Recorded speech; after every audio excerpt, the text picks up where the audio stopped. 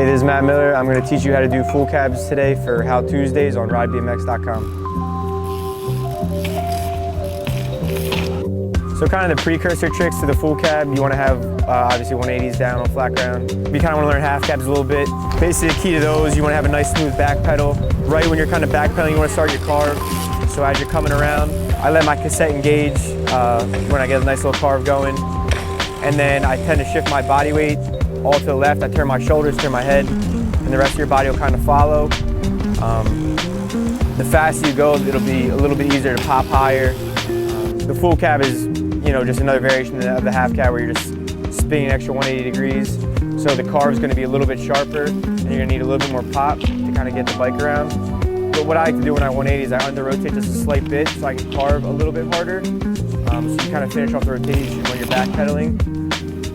And that allows you kind of, when you get that full back crank, you're going to let your pedals engage. And that's kind of going to be the point where you're going to rotate from. So that's where a lot of the, the torque motion comes from, where you're spinning.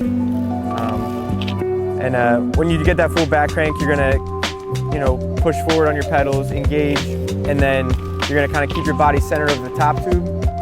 And that's maybe the axis point that you're going to kind of spin from. So generally what I like to do is when I find like a setup or anything I'm going to do it on, I kind of like to measure out where I'm going to 180 from. If you have a free coast, I guess it really doesn't matter, but for me, with a cassette, it's a little bit easier if I have a consistent back crank every time to kind of count on. So I'll kind of measure out where like one full back crank is, and that's probably where I'll like set up 180 from. I usually do one full back crank and then I kind of stop, let everything engage, and that's going to give you that kind of pop. You're going to turn your shoulders, and to kind of keep the spin tucked in, you want to keep your body real centered over the top tube of your bike. Once the front end clears whatever you're doing it over, or the gap, if you're doing it over a rail, you want to make sure your front end's over. As soon as it's over, that's when you kind of want to pop the back end up. Once you get that popping motion, it's going to be very similar to popping a 180. You just want to keep your body again centered over the top tube. Everything's going to come around nice. Your back end's going to clear the obstacle. You're going to kind of keep spinning. You can kind of dip everything back down, level out, land. You're going to be spinning a bit harder than you would on a typical 180, so you got to kind of have your body shifted over to like your opposite side that you're spinning from for the rollout to compensate. I mean, once you get to that point, the rollout's kind of the easiest part, so just drop in and you want to roll away.